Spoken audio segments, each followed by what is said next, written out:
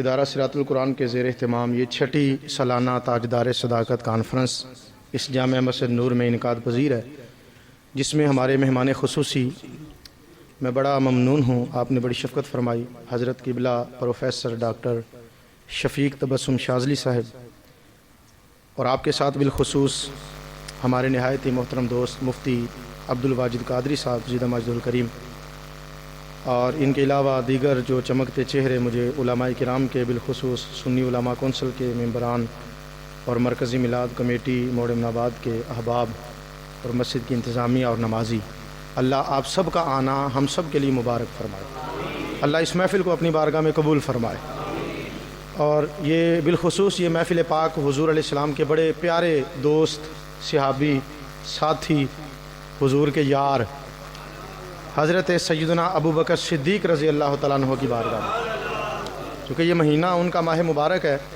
اور میں بڑی جلدی کے ساتھ قبلہ کو دعوت خطاب دینے جا رہا ہوں۔ 16 سال کی عمر میں دوستی لگی ہے حضرت ابو بکر صدیق کی حضور کے ساتھ، آج بھی اکٹھے ہی ہیں، آج بھی اکٹھے ہی ہیں۔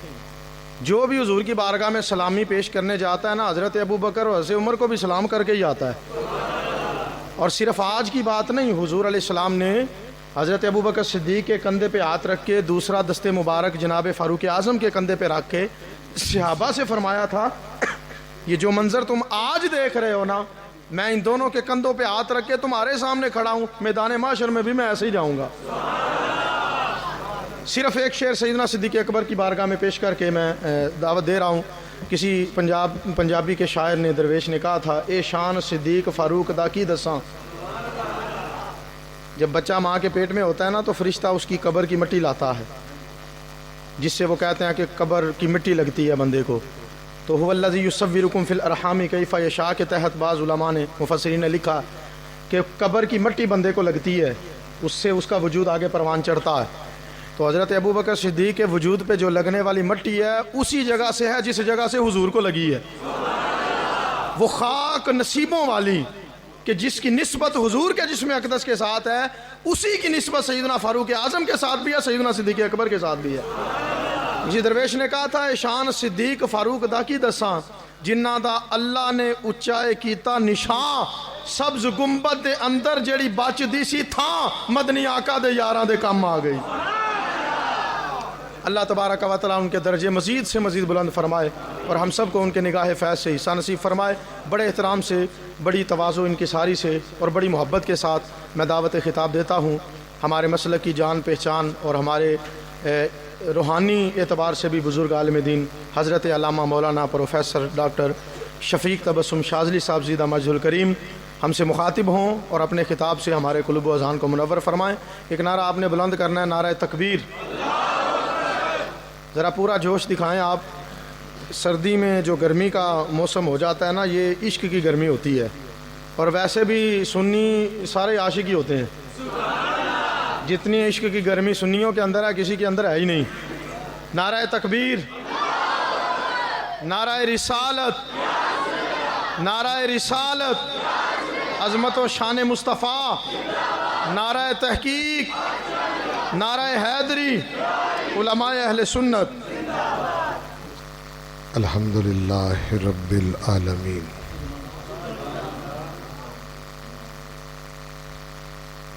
والصلاة والسلام علی سیدنا و سید الانبیاء والمرسلین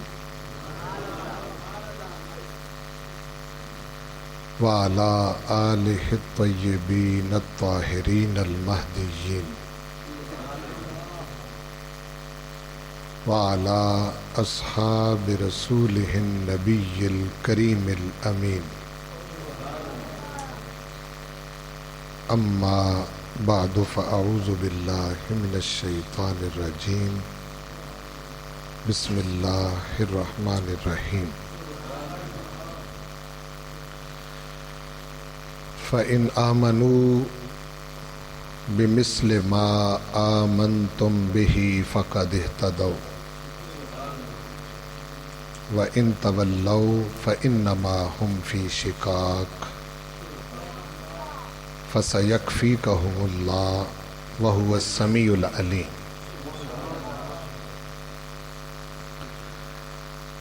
सदक़ल्लाहु मौलाना अज़ीम। इन्नल्लाह व मलाइकतहु युसल्लूना अलन नबी या अय्युहल्लज़ीना आमनू सल्लू अलैहि व सल्लिमू तस्लीमा। सलातु व सलामु अलैका या सय्यदी या रसूलल्लाह व अला आलिका व अस्हाबिका या सय्यदी या हबीबल्लाह। अस्सलातु व सलामु अलैका या सय्यदी या शफ़ी अल मुज़निबीन व अला आलिका व अस्हाबिका या सय्यदी या रहमतल लिल आलमीन। मालिक करीम अपने महबूब करीम सल्लल्लाहु अलैहि वालिहि वसल्लम के तवस्सुल और तसद्दुक़ से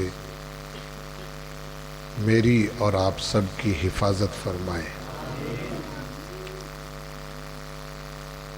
हम सब को अपने प्यारे महबूब मोहम्मद मुस्तफ़ा सल्लल्लाहु अलैहि वालिहि वसल्लम की ग़ुलामी, महब्बत, इताअत और इत्तिबा में ज़िंदा रखे, इसी में मौत नसीब करे और ज़िंदगी भर बेअदबी और गुस्ताखी से महफूज रखे।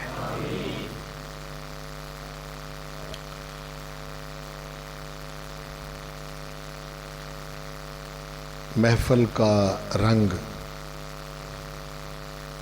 बता रहा है कि अरसे दराज से आपके अंदर शौक़, ज़ौक़ और मोहब्बत का रुझान काफ़ी हद तक पैदा किया गया है।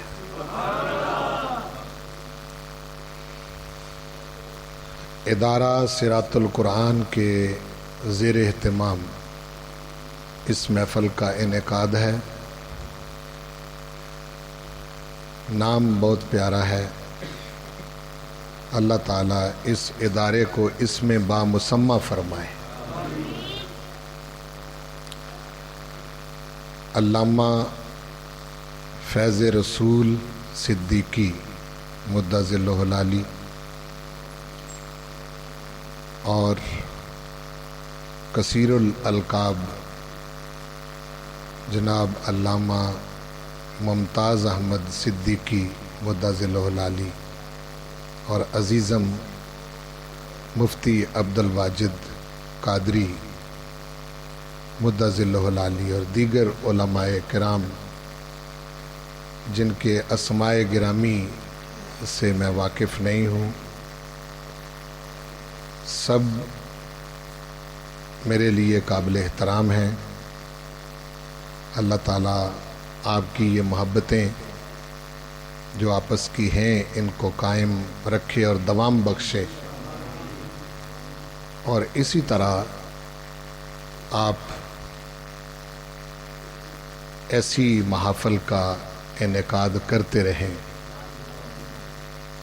मुझे बताया गया कि ख़ास तौर पर सिद्दीकी साहब ये सालाना महफ़िल मुनक़िद करते हैं और ये छठी सालाना महफ़िल है सैयदना सिद्दीक़ अकबर की रज़ी अल्लाह ताला अन्हु की याद में।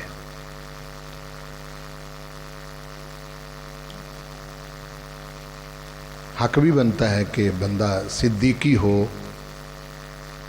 और फिर उनकी सदाकत का ज़िक्र करे।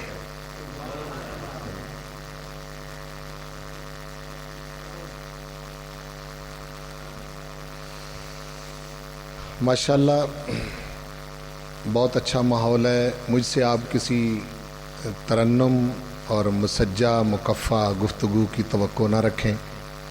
मैं पहले थोड़ा सा आपको बता देता हूँ। बड़ी सादी सादी बातें मैंने आपके साथ करनी, लेकिन अगर آپ نے ان کو دھیان سے سنا اور لگ رہا ہے کہ آپ دھیان سے سنیں گے تو انشاءاللہ العزیز پھر مرتے دم تک آپ کا عقیدہ درست رہے گا۔ یہ محفل جو ہے یہ کام آئے گی آپ کے، چونکہ بندے کو پتہ ہوتا ہے کہ اس کے پاس کیا ہے اور اس نے دینا کیا ہے۔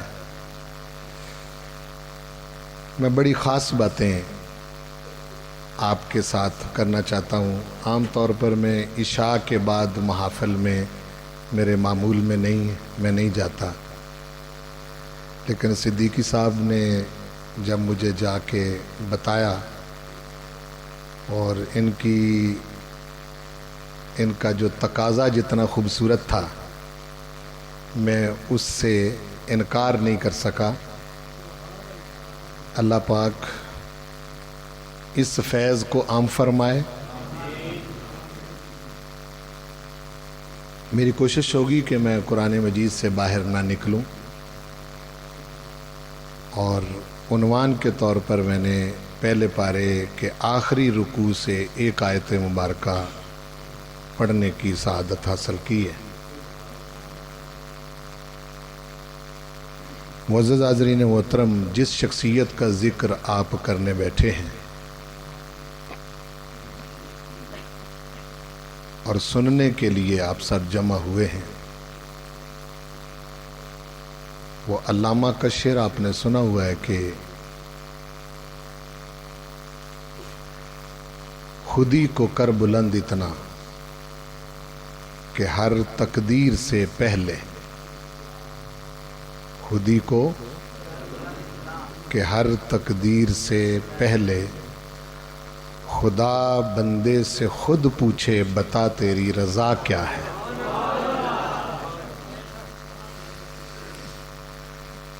باقیوں کو تو پتہ نہیں کس وقت پوچھتا ہے،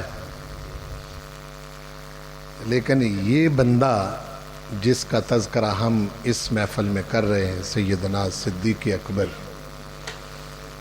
یہ وہ شخصیت ہے کہ جن کو واقعی رب نے پوچھا کہ اے ابو بکر تو مجھ پر راضی ہے،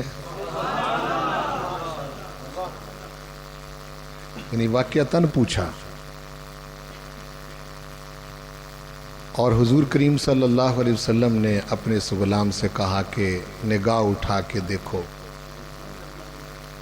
کہ آسمان کے تمام ملائکہ اسی لباس میں ملبوس ہیں جو اس وقت ابو بکر پہنے ہوئے ہیں۔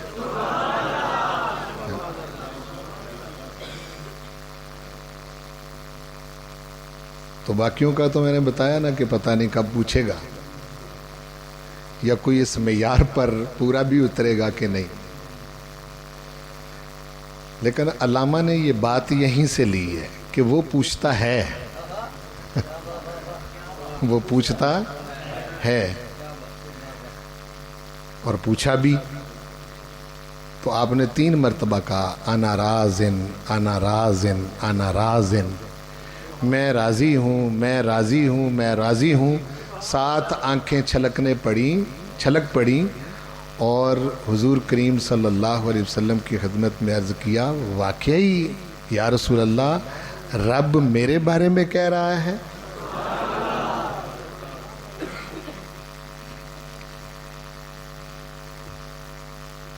حالات جس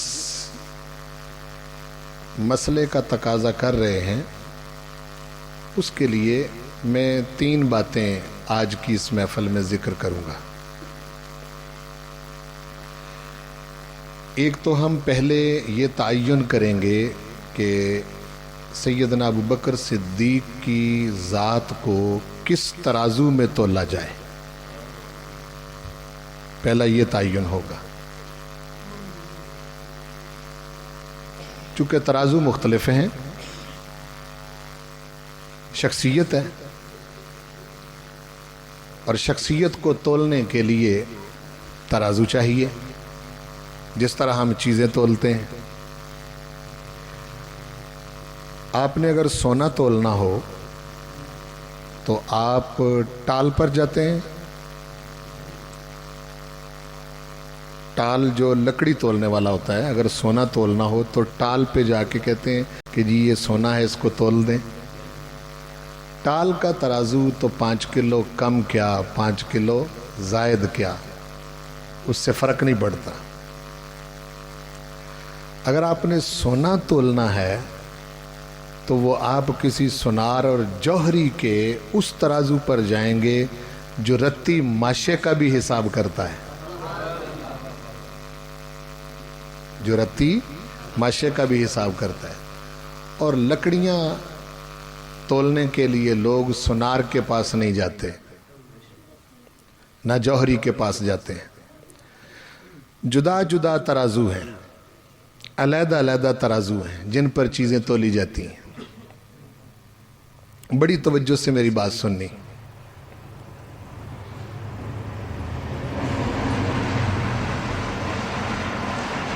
ایک ترازو شخصیت کو تولنے کے لیے، علماء تشریف فرمائیں، شخصیتوں کو تولنے کے لیے ایک ترازو تاریخ کا ہے۔ کیا ہے؟ ایک ترازو تاریخ کا ہے،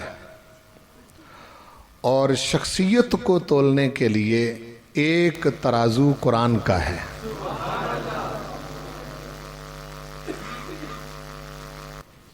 تاریخ ایک ٹال ہے، اور قرآن جو ہے وہ اس جوہری کا ترازو ہے کہ اس ترازو کو قائم کرتے ہوئے اس نے پہلی سٹیٹمنٹ قرآن مجید کو آگے شروع کرنے سے پہلے اعوذ باللہ من الشیطان الرجیم الف لام میم ذالک الکتاب لا ریب فیہ۔ یہ تاریخ کی کتاب کو نہیں آپ کہہ سکتے، ایون کہ آپ حدیث کی کتاب کو بھی نہیں کہہ سکتے۔ ذالک الکتاب لا ریب فیہ کی سٹیٹمنٹ حدیث کی کتاب کے بارے میں بھی نہیں دے سکتے۔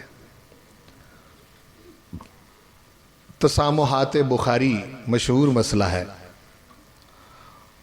علماء اس پر بات کرتے ہیں کہ امام بخاری سے بھی کچھ تسامحات ہوئے ہیں، 80 سے زائد تسامحات ماہرین حدیث نے بیان کیے ہیں۔ تو یہ نہیں کہہ سکتے کہ بخاری آگے رکھیں اور کہیں ذالک الکتاب لا ریب فیہ، نہیں کہہ سکتے۔ مسلم رکھیں اور کہیں ذالک الکتاب لا ریب فیہ۔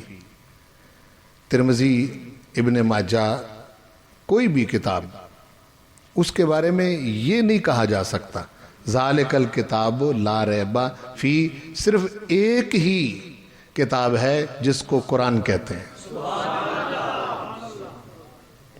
اتنی بات واضح ہو گئی۔ اچھا، یہ کیوں کہا ہے؟ پہلے ہم ترازو دیکھیں نا جی، تاکہ پھر جس شخصیت کو اس پر تولنا ہے پھر اس کو دیکھیں گے۔ یہ کہا کیوں ہے ذالک الکتاب لا ریب فیہ؟ اس لیے کہا کہ ہو سکتا ہے کہ اس کتاب کو پڑھنے کے بعد جوں جوں قرآن پڑھتے جاؤ گے ایسی چیزیں اس میں آئیں گی اور ایسے مسائل اس میں ہوں گے کہ جب تم ان کو پڑھو گے تو اس وقت تمہاری عقل ان چیزوں کا انکار کرے گی۔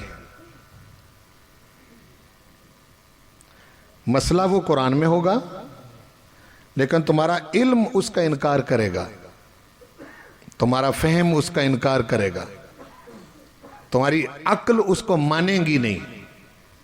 تو ذالک الکتاب لا ریب فیہ کہہ کے شروع میں ہی یہ بتا دیا کہ آگے چلنے سے پہلے یہ سوچ لو کہ تمہاری سمجھ میں آئے یا نہ آئے، تمہاری عقل میں آئے یا نہ آئے، تمہارے علم میں آئے یا نہ آئے، کہیں اپنی عقل اپنے علم کے پیچھے لگ کے اس کتاب کا منکر نہ ہو جانا۔ شروع میں ہی ہم اس کا تعین کر رہے ہیں لا ریب فیہ، اس میں شبہ نہیں ہے، اس میں شبہ نہیں ہے۔ مثلاً اس کی 2-3 مثالیں میں آپ کو دیتا ہوں.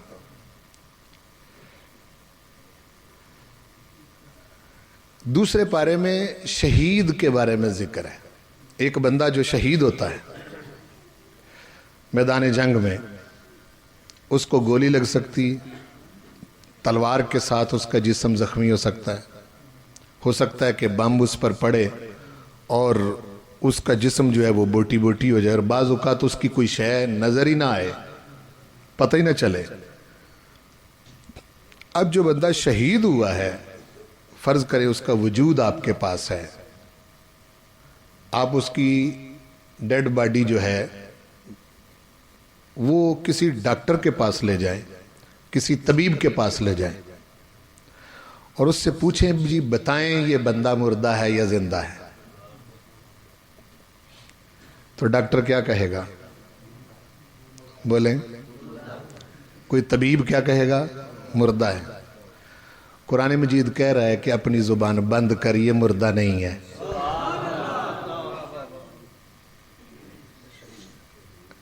اپنی سمجھ نہ دوڑا، تیری عقل کہہ رہی ہے کہ یہ مردہ ہے لیکن یہ مردہ نہیں ہے. ٹھیک ہے نا جی؟ اب بظاہر ہماری عقل اور ہماری سمجھ میں اور ہمارے علم میں یہ چیز نہیں آ رہی کہ یہ زندہ کیسے ہے، اس کی تو کوئی شے بچی ہی نہیں، بلکہ بعض اوقات اس کی کوئی چیز بھی ہمیں نظر نہیں آتی، پھر زندہ کیسے ہے؟ فرمایا یہ تو ہم پہلے سے فیصلہ کر کے آئے ہیں، ذالک الکتاب لا ریب فیہ. شک میں نہیں پڑھنا تو نے. اگر تو قرآن کو پڑھنا چاہتا ہے، سمجھنا چاہتا ہے، تو سب سے پہلے شبہ سے باہر نکل. جو کچھ ہم ذکر کریں وہ شبہ سے پاک ہے، وہ شبہ سے پاک ہے. اب سمجھ نہیں آ رہی. دوسری اگزامپل اس کی، ایک بندہ ایک بستی کے پاس سے گزرا ہے، بستی کی چھتیں گری ہوئی ہیں، بندے مر گئے ہیں، کوئی بندہ اس میں زندہ نہیں. او کالذی مر علی قریۃ وہی خاویۃ علی عروشہا.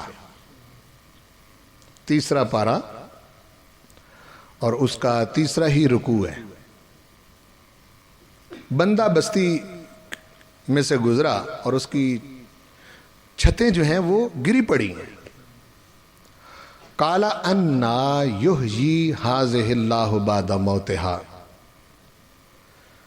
بندہ کہتا ہے پروردگار بندہ بچا کوئی نہیں، مکان سلامت کوئی نہیں، یہ بتا کہ اس بستی کو تو زندہ کیسے کرے گا؟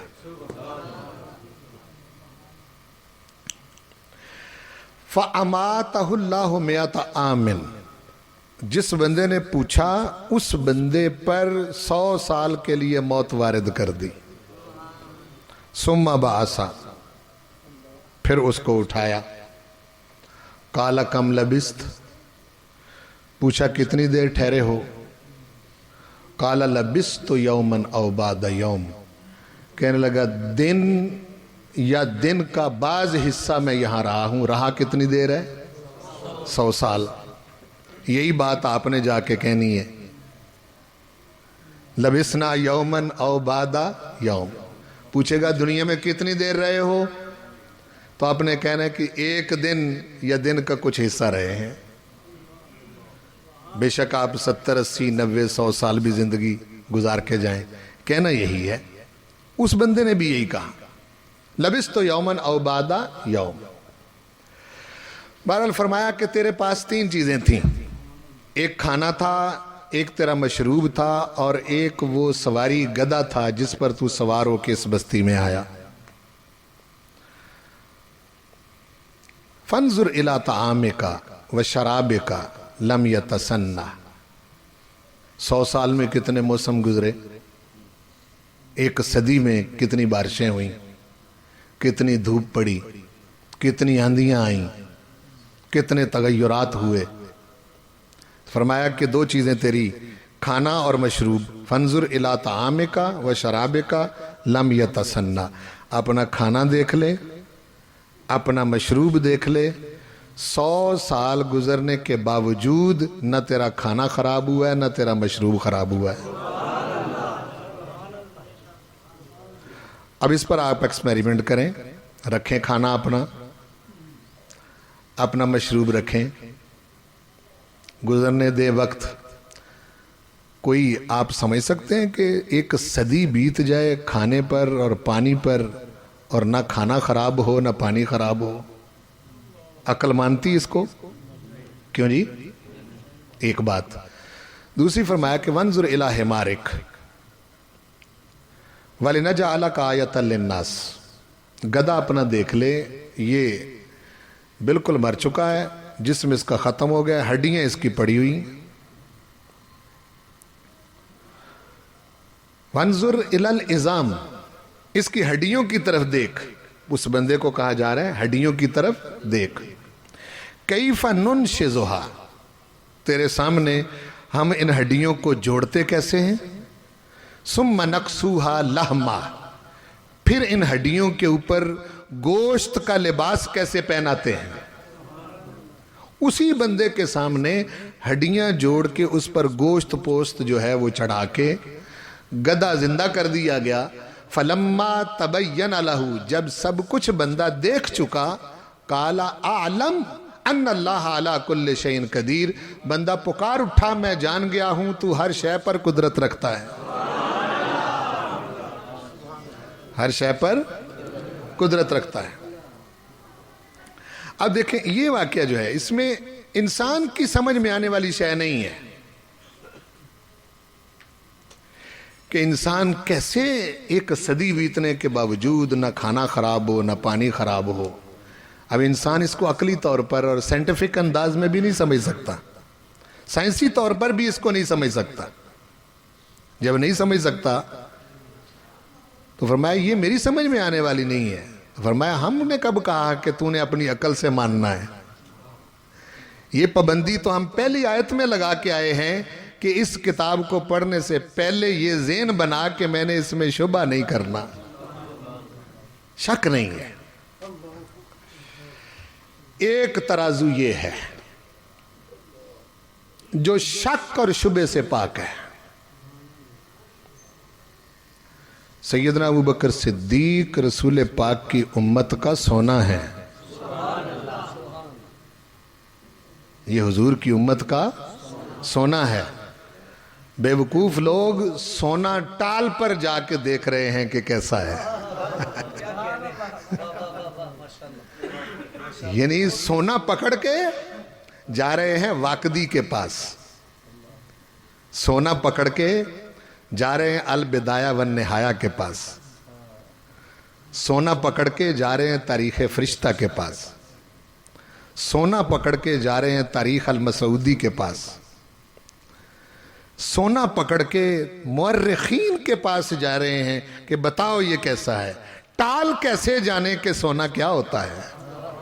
ہاں اگر صدیق کو دیکھنا ہے تو پھر لا ریب فیہ کے ترازو پر رکھ کر دیکھو کہ صدیق کون ہے.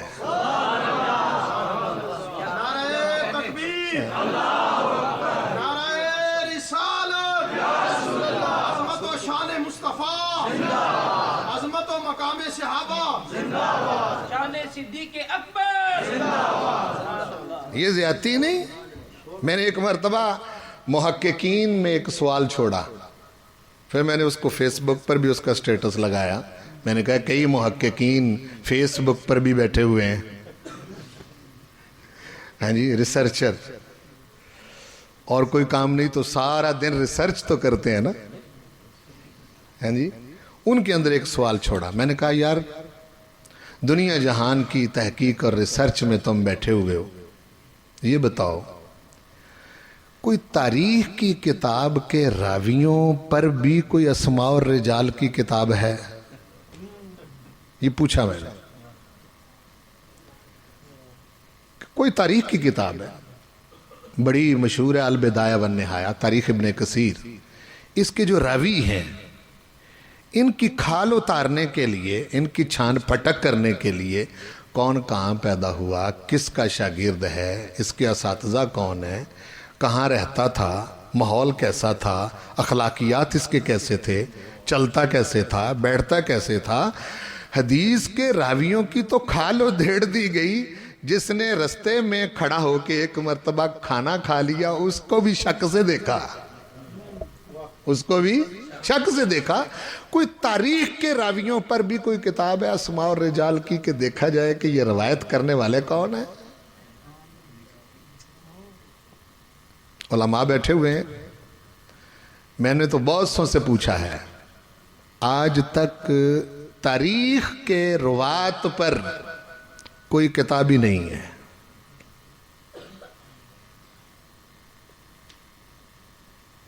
اور مورخ کون ہوتا ہے اس کی مثال میں موجودہ دور میں دیتا ہوں۔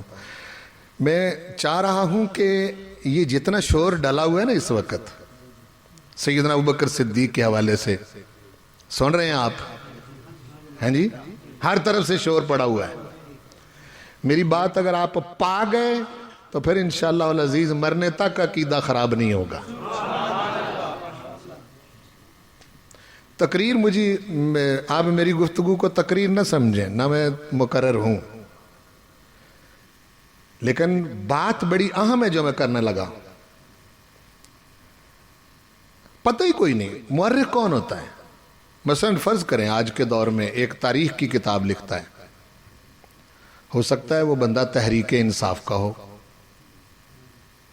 تاریخ لکھنے والا ہو سکتا ہے نون لیگ کا ہو، تاریخ لکھنے والا ہو سکتا ہے پیپلز پارٹی کا ہو، تاریخ لکھنے والا ہو سکتا ہے تحریک لبیک یا رسول اللہ کا ہو، تاریخ لکھنے والا ہو سکتا ہے کہ جماعت اسلامی کا ہو۔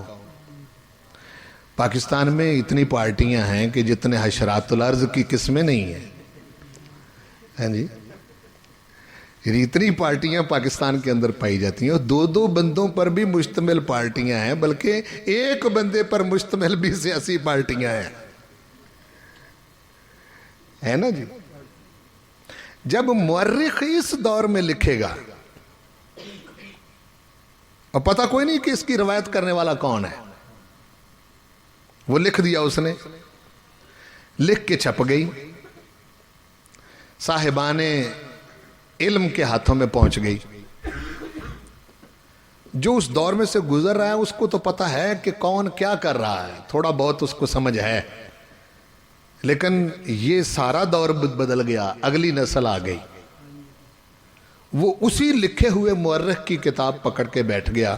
وہ اس کتاب کے آئینے میں دیکھے گا کہ نون لیگ کیسی تھی، پیپلز پارٹی کیسی تھی، تحریک انصاف کیسی تھی، تحریک لبیک کیسی تھی۔ جو کچھ اس نے لکھا بعد میں شور ڈالے گا، کہنے لگا جی فلاں ایسے تھے، فلاں ایسے تھے، کہاں لکھا ہے؟ یہ جی فلاں نے لکھا ہے۔ اس کا سلسلہ روات کیا ہے، کہاں سے چلی بات، کوئی پتہ نہیں، کون باپ ہے اس بات کا۔ رسول کریم صلی اللہ علیہ وسلم کی ایک حدیث سے میں اس کا تعین کرتا ہوں، اس کو سمجھیں۔ حضور علیہ السلام نے ارشاد فرمایا کہ 3 بندے بیٹھے ہوئے ہیں، ایک بندہ بڑا صالح نیک قسم کا بندہ آ کے بیٹھ جاتا ہے، چوتھا وہ ان کی تعریف کرنے لگتا ہے، بھئی آپ صاحب بڑے اچھے ہیں، آپ بڑے اچھے ہیں، آپ بڑے اچھے ہیں۔ وہ پوچھتا ہے، کہتا ہے باتوں باتوں میں کہتا ہے یار تمہارا ایک دوست ہے فلاں، حدیث شریف میں اس کا مفہوم عرض کر رہا ہوں، فلاں دوست ہے۔ وہ کہتے ہیں ہاں ہے۔ کہنے لگے یار میں نے اس کو نا دیکھا ہے کہ تم نے تو نہیں کبھی دیکھا، لیکن میں نے دیکھا ہے کہ وہ بندہ ٹھیک نہیں، کبھی کبھی وہ گھونٹ لگا لیتا ہے، شراب پی لیتا ہے کبھی کبھی۔ کہتے ہیں ہم نے تو نہیں کبھی دیکھا۔ کہنے لگے یہی تو بات ہے، تمہیں پتہ نہیں ہے، وہ ایسا کرتا ہے۔ وہ 3 بندے پہلے بیٹھے ہوئے تھے، چوتھا صالح بندہ نیک، اس کی شکل سے نہیں لگ رہا تھا کہ یہ جھوٹ بولے گا۔ بات کر کے وہ بھی چلا گیا، وہ بھی تینوں اٹھے، وہ جا کے انہوں نے وہ 3 جگہ پر گئے، جن 3 بندوں سے ملے ان کو کہا یار وہ فلاں ہمارا دوست ہے، اس کو جانتے ہو؟ کہتے جانتے ہیں۔ آج ان کے بارے میں نے کوئی عجیب ہی بات سنی۔ آگے 3 بن گئے، 6 ہو گئے۔ وہ 6 جہاں پہنچے وہاں جا کے انہوں نے بات کی، اگلے 6 بندے، 6 اور 6 12، 12 سے 24، 24 سے 48، 48 سے 96۔ کوئی ایک بندہ ان میں آخر میں حضور علیہ الصلوۃ والسلام نے ارشاد فرمایا، بڑا سمجھدار تھا، اس نے پوچھا یہ بات تو نے کہاں سے سنی ہے؟ اس نے کہا فلاں سے۔ وہ فلاں کے پاس پہنچا، کہنے لگا میں نے برے کی ماں تک جانا ہے جس نے یہ بات کی ہے، تو نے کہاں سے سنی ہے؟ وہ کہتا ہے میں نے فلاں سے۔ پہنچتے پہنچتے وہ پہلے 3 بندے تھے ان میں سے ایک تک پہنچ، ان سے پوچھا تو نے کہاں سے سنی؟ وہ کہتا ہے ہم 3 بیٹھے ہوئے تھے، ایک بڑا متقی پرہیزگار صالح بندہ آیا تھا، اس نے یہ بات کی ہے۔ وہ تھا کون؟ کہتے یہ پتہ نہیں۔ آقا کریم نے فرمایا میں تمہیں بتاتا ہوں کہ وہ کون تھا۔ فرمایا وہ شیطان تھا جو ایک شخص کے بارے میں تمہارا ذہن بدگمان کر گیا۔ یہ ہے تاریخ، یہ ہے تاریخ۔ کوئی کتاب پکڑ لیں آپ، اچھی باتیں بھی ہوں گی، تاریخ میں ساری باتیں غلط نہیں ہیں، اچھی باتیں بھی ہوں گی۔ میں یہ نہیں کہتا کہ اس کی ساری باتوں کو رد کر دو، لیکن کم از کم میں یہ کہنے کا حق تو رکھتا ہوں کہ کوئی بھی کتاب ہو کم از کم اس کو لا ریب کتاب کے اوپر رکھ کر دیکھ تو لو کہ کیسی ہے، اس کی ویلیڈیٹی کیا ہے، اس کی اہمیت کیا ہے۔ اٹھ کھڑے ہوئے ہو کہ سیدنا ابوبکر صدیق نے سیدہ کائنات سے زیادتی کی ہے، ان کا حق نہیں دیا، جانو تو صحیح صدیق ہے کون؟ وہ کوئی تمہارے جیسا بندہ ہے جس نے سوئی تک گھر میں نہیں رہنے دی، رسول پاک پر قربان کر دی۔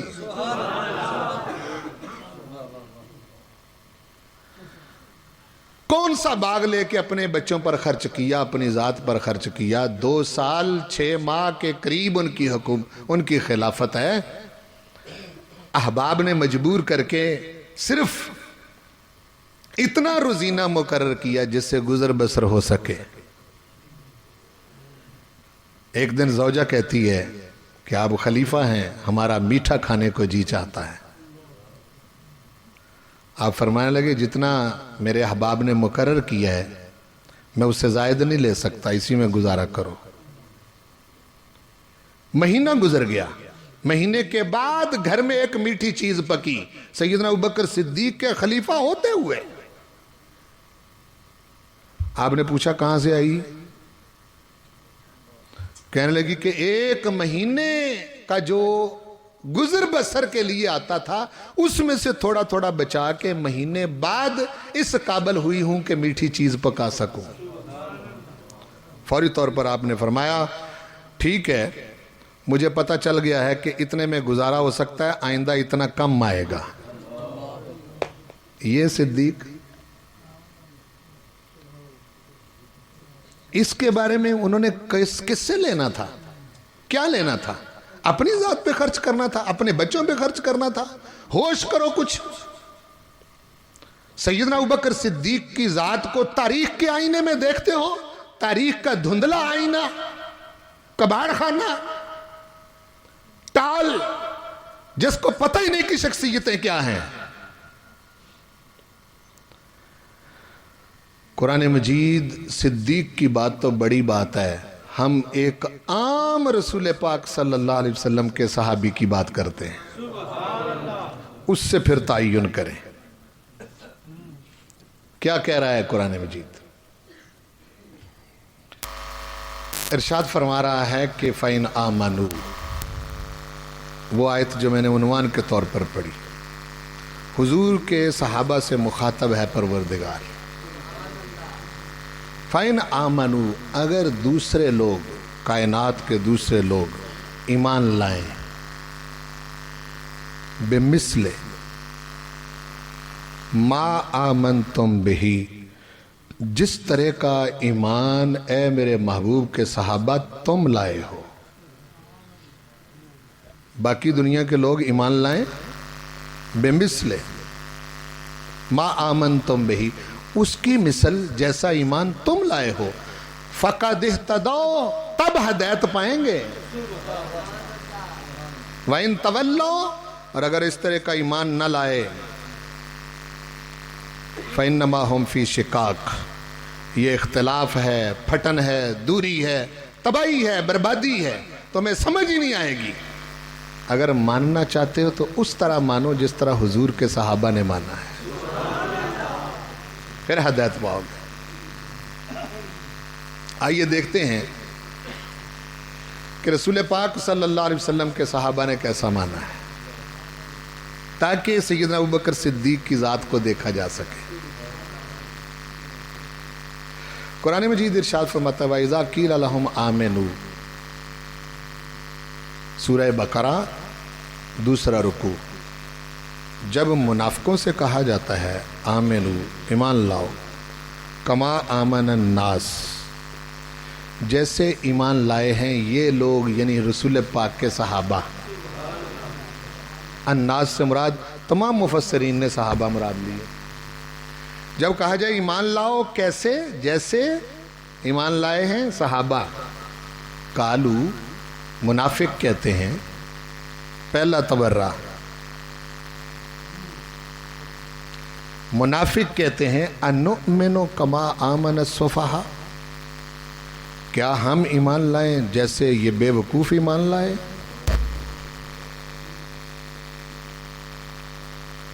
صحابہ اکرام کو برا بھلا کہنے والے پہلے لوگ منافق۔ سن رہے ہیں؟ سمجھ بھی رہے ہیں؟